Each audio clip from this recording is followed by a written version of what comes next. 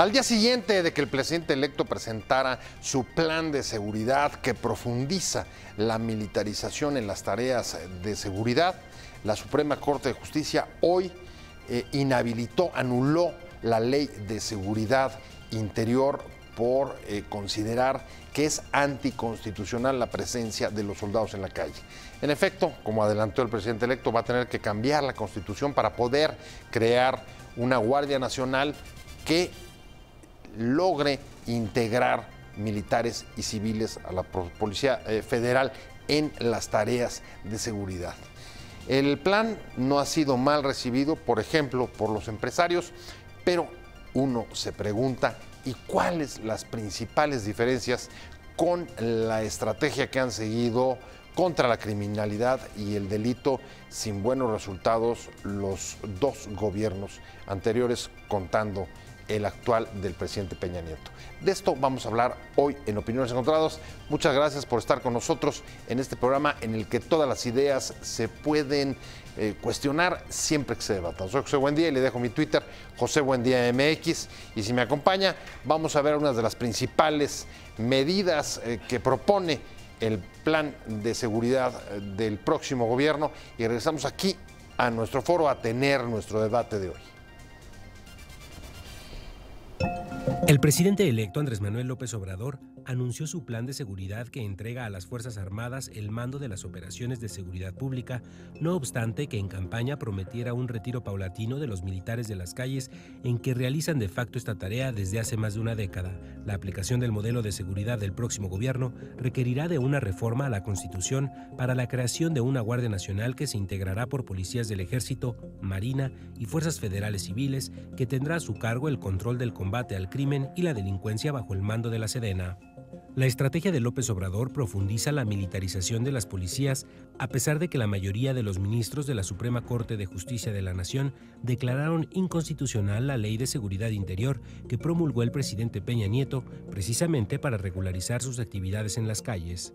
Se anunció que se requerirán entre 120 y 150 mil agentes para cubrir las 266 coordinaciones en las que se dividirá el país para atender la violencia, pero los efectivos de la Policía Federal no son suficientes, por lo que habrá reclutamiento y se sumarán las Fuerzas Armadas a la Guardia Nacional.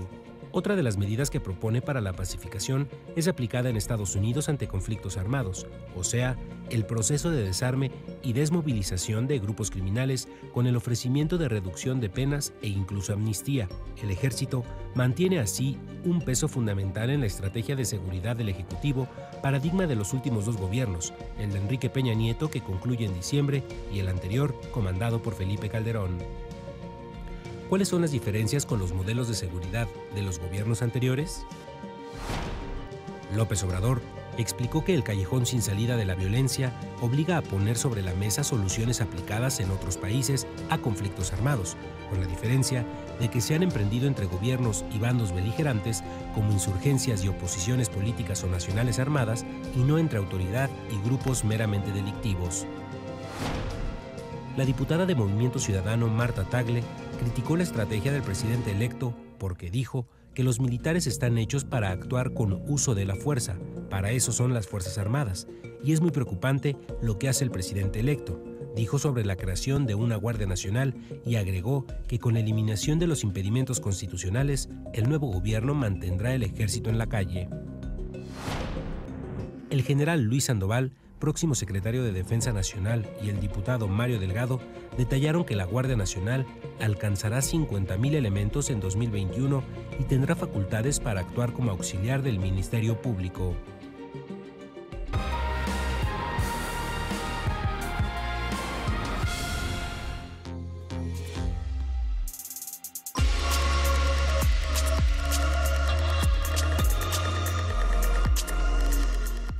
Necesitamos unir todos los recursos, las voluntades que se tienen.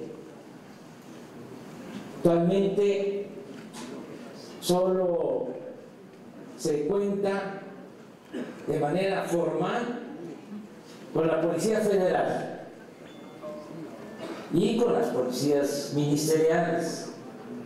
también con las policías estatales, con las policías municipales. Pero la verdad, hay mucha descomposición en estos cuerpos policiales. Con honrosas excepciones, hay falta de profesionalismo y de integridad.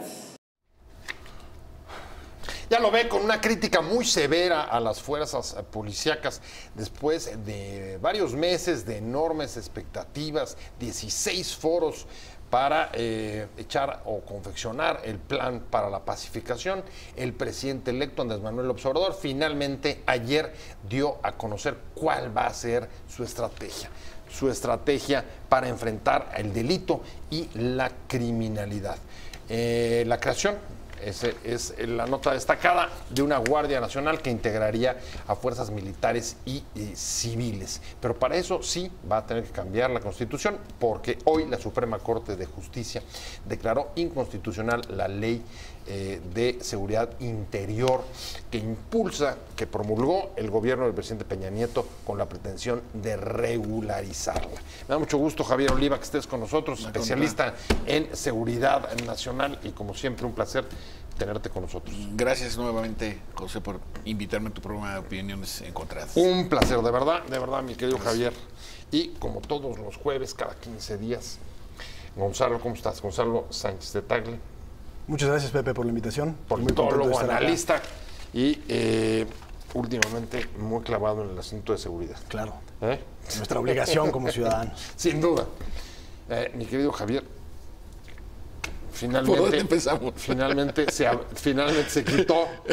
quitó la chistera, y lo que había en vez de conejo era la Guardia Nacional, una vieja idea que se sacó, luego se ocultó, se prestó, se echó para atrás, y finalmente es el eje de la propuesta del presidente electo para enfrentar quizá el peor momento de criminalidad que hayamos vivido desde la Revolución. Desde la Revolución Mexicana. Más que criminalidad, yo diría de violencia abierta. De violencia, de acuerdo. Sin duda alguna. Estamos viendo el pico de violencia. 2018 ya va a cerrar con los conteos, y eso que falta un mes, como el año más violento de los últimos 20, ¿no? Entonces, sí es muy claro que las autoridades civiles de esta administración, pues no solamente quedaron a deber, sino me parece que están rayando francamente en la ineptitud. En deuda total. ¿Estás de acuerdo con López Obrador? ¿En qué sentido? ¿En su plan? Bueno, ahí tiene aspectos. Yo diría que tiene dos virtudes con las que simpatizo abiertamente. Uno es el énfasis que hacen al tema de la prevención, donde a mí yo puedo encontrar ahí una importante influencia de Juan Ramón de la Fuente, ¿no? La prevención al consumo de drogas, la despenalización, la inversión en gasto social.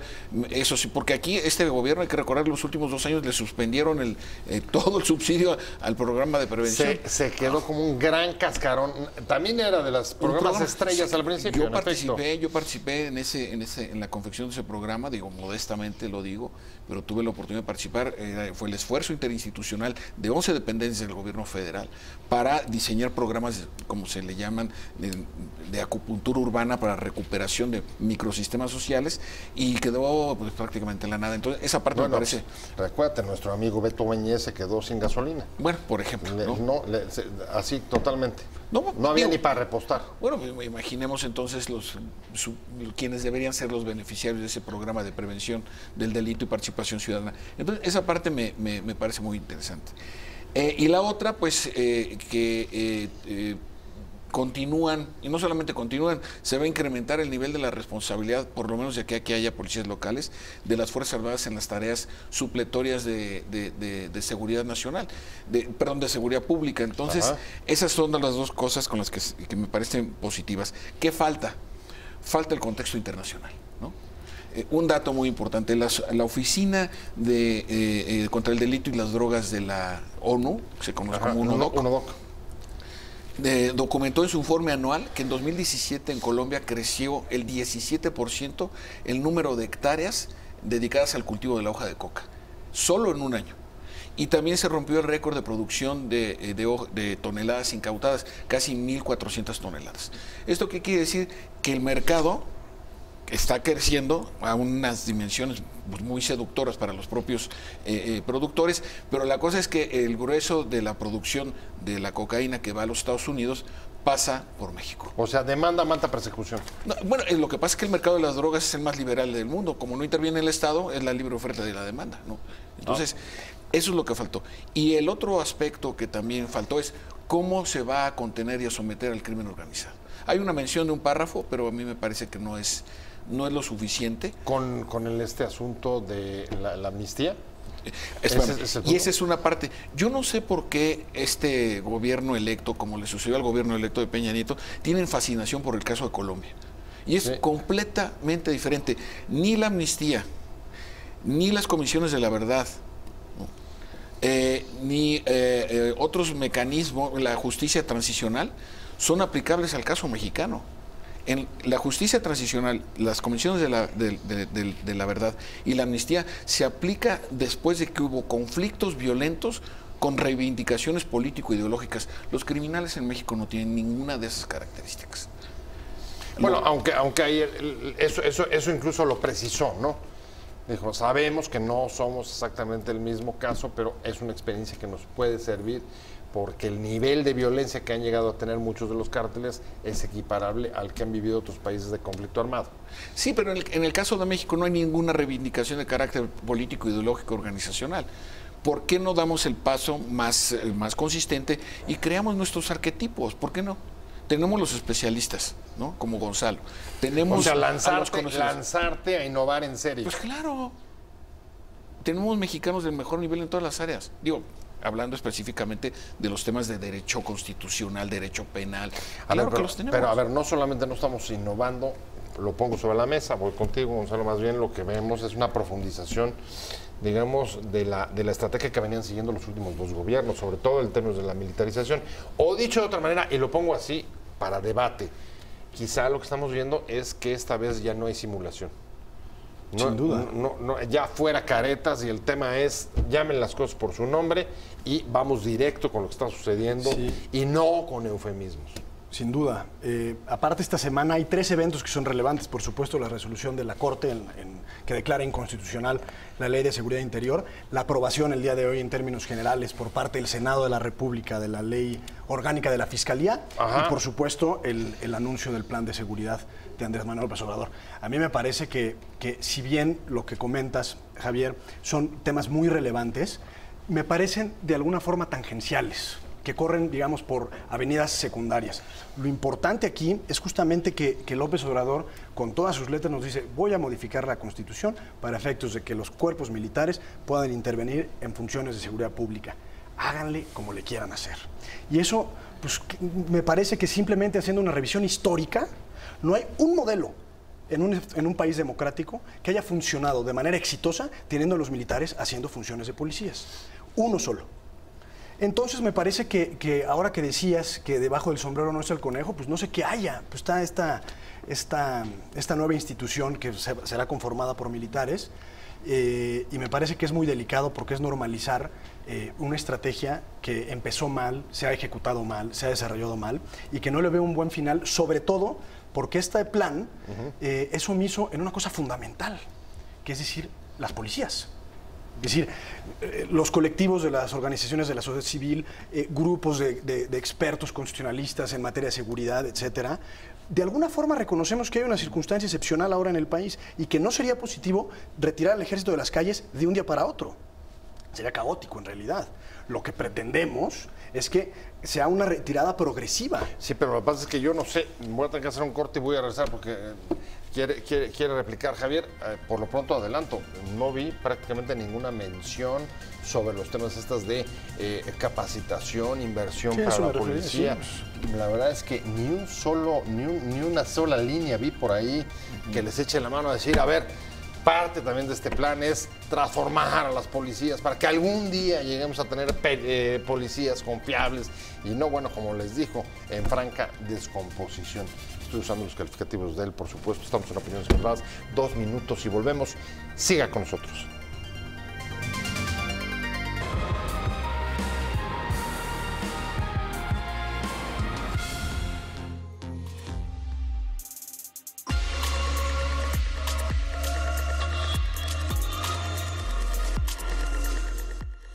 Su conformación se llevará a cabo en 3 etapas, bajo el concepto siguiente.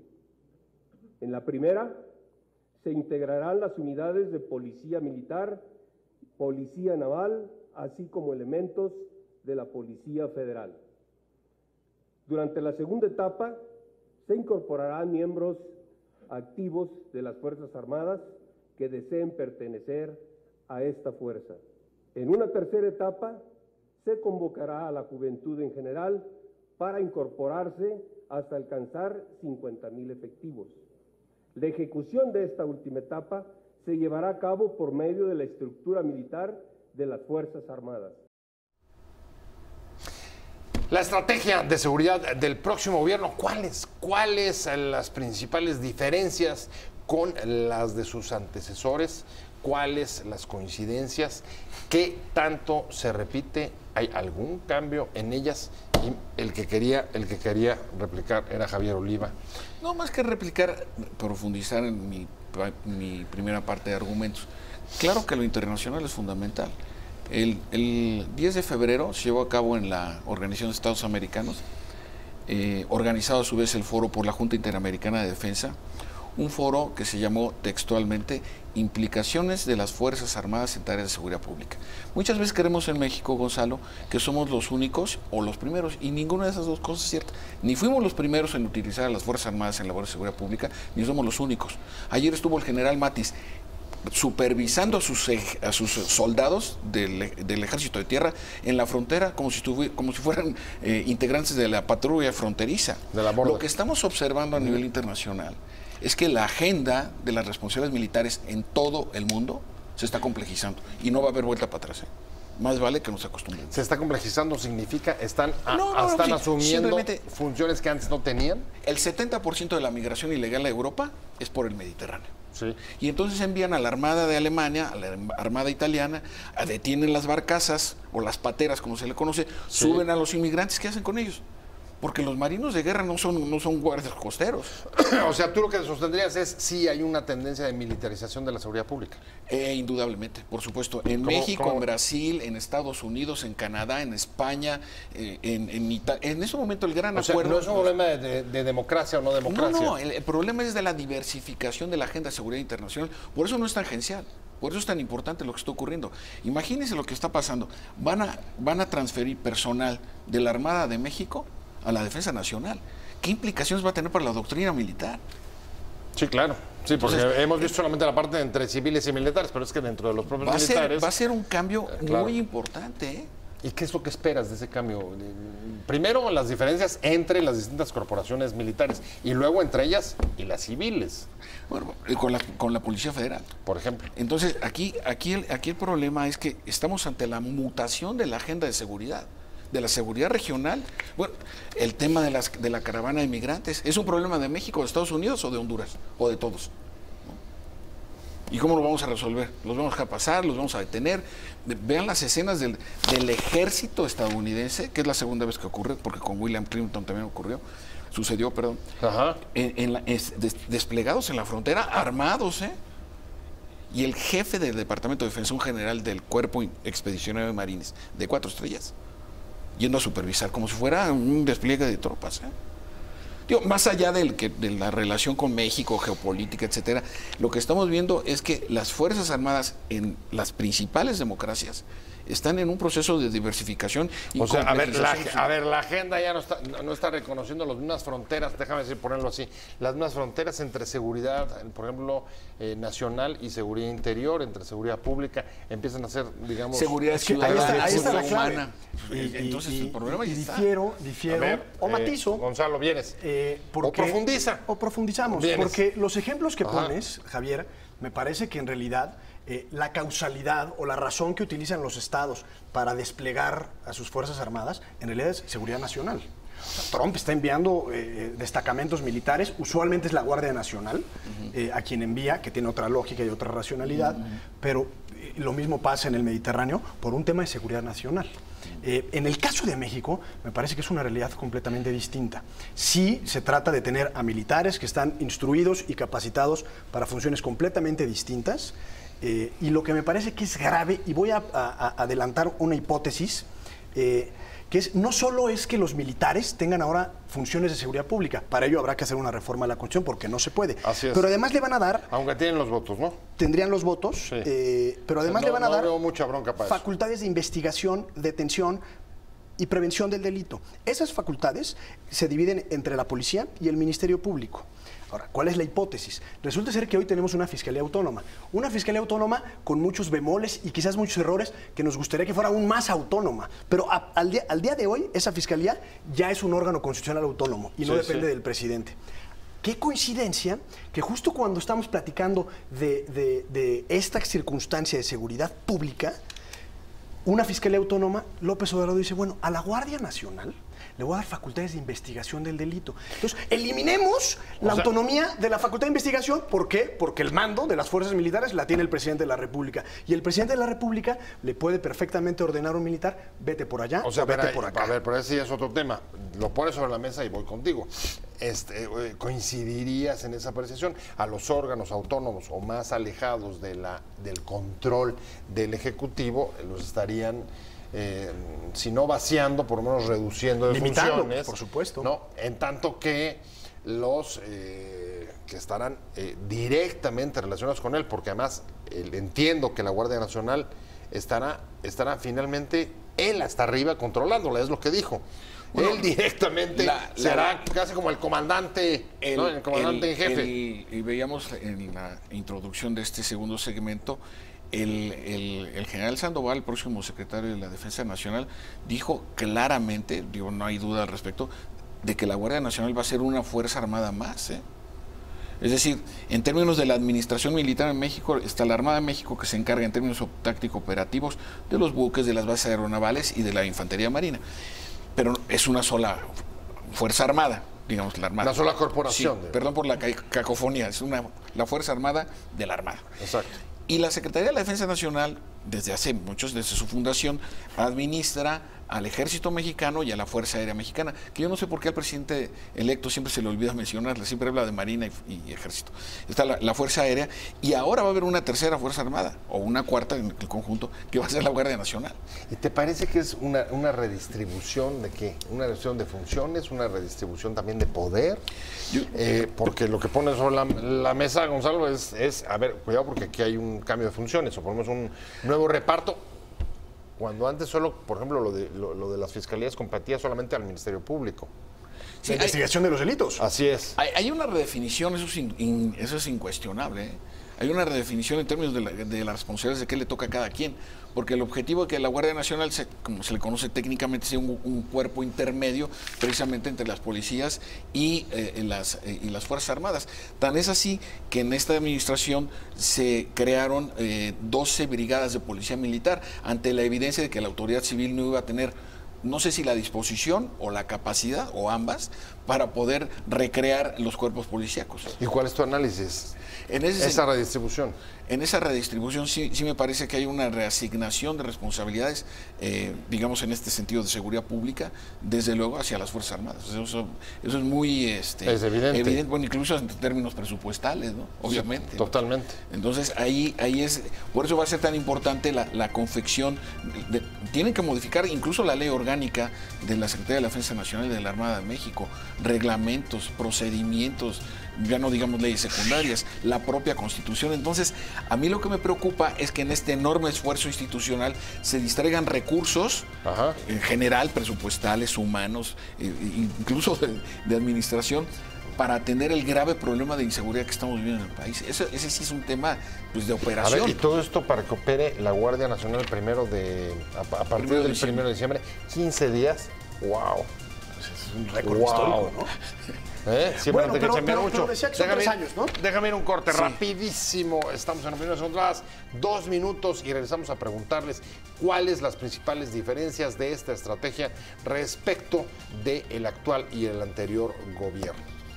Estamos en Opiniones Encontradas, 2 minutitos y aquí de vuelta.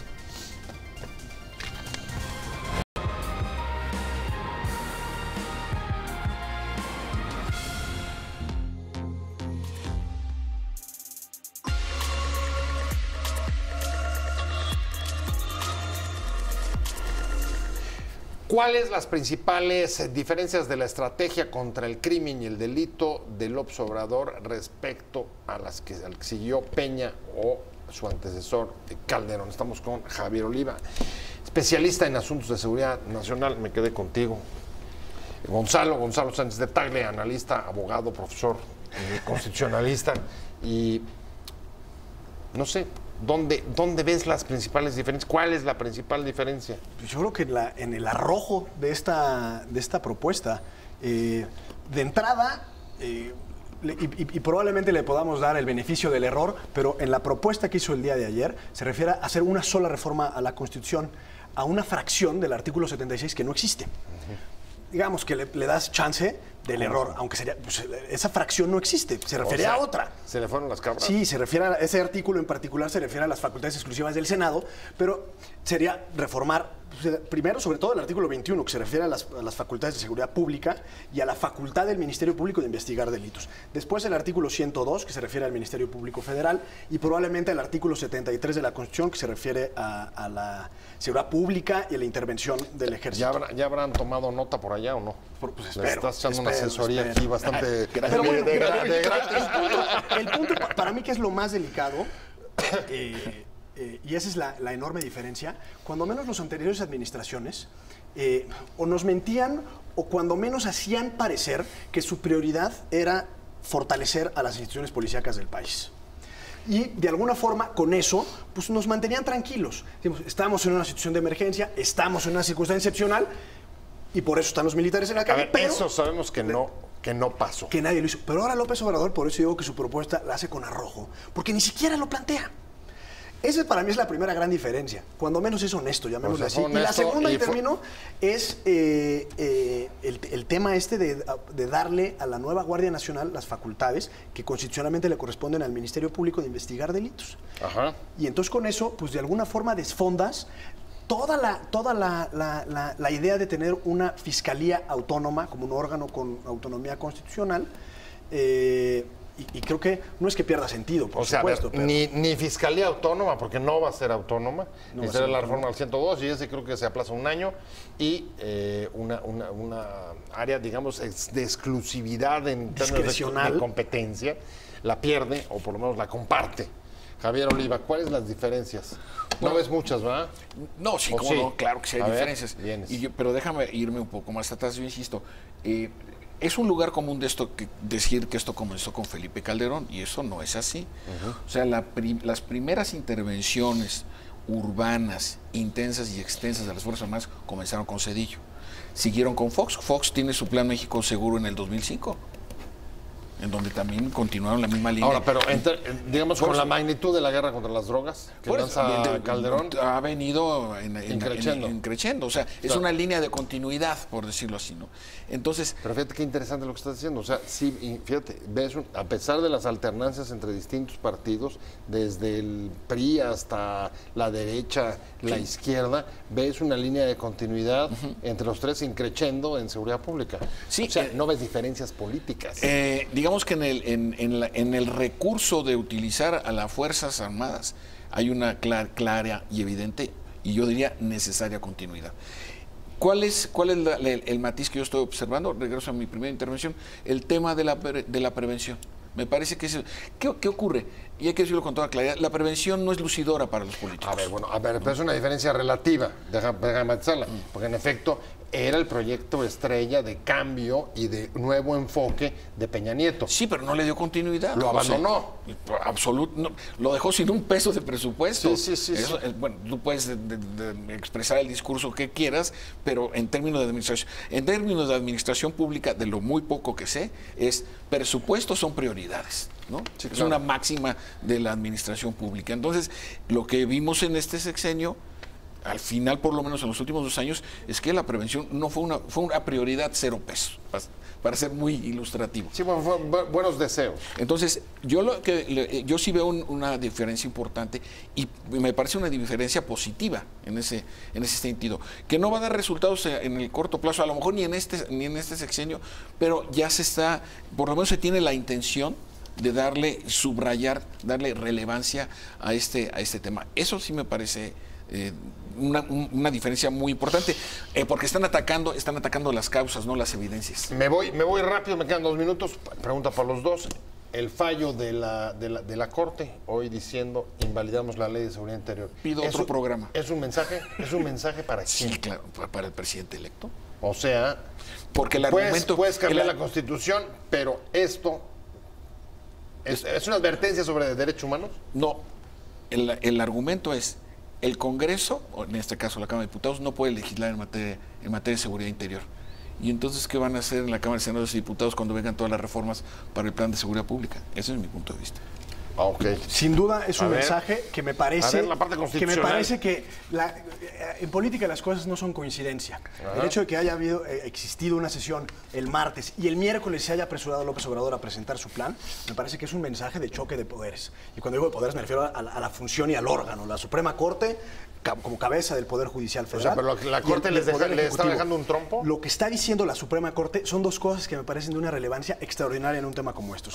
La primera es, le enmienda la plana al Poder Legislativo y le dice, a ver, tú no puedes legislar sobre las rodillas al cuarto para las 12. Tienes que respetar las reglas del proceso democrático en una asamblea deliberante. Punto número 1. Y punto número 2, que es la carnita de lo que estamos platicando en esta mesa, es la seguridad pública es de las instituciones civiles. No solo desde el punto de vista constitucional, que es lo que eventualmente decanta el que se haya declarado inválida esta ley o inconstitucional porque no tenía competencia para entrarle, sino porque la esencia, la naturaleza y la razón de ser de la seguridad pública debe de recaer en instituciones aunque al civiles. final es un asunto de doctrina ya. El punto... Porque si tienen los votos para cambiar la Constitución y ajustar la definición de seguridad pública... Sartori tiene una referencia muy interesante sobre México. En México no hay equilibrio de poderes, hay anulación de poderes. Ya me voy. Muy rica plática. Muchas gracias, Javier Oliva. Como siempre, un placer haberte tenido. Como siempre, gracias. Vamos a darle seguimiento. Con mucho gusto. Dando la lata con estos temas. Ya ese casi es tu lugar de fijo. Muchas gracias, Gonzalo Sánchez de Tagle. Como todos los jueves, un placer de verdad haberte tenido. Igualmente, muchas gracias. Y muchas gracias a usted. Nos vemos aquí mañana a 7 de la tarde desde Ciudad Imagen. Que le vaya muy bien. Adiós.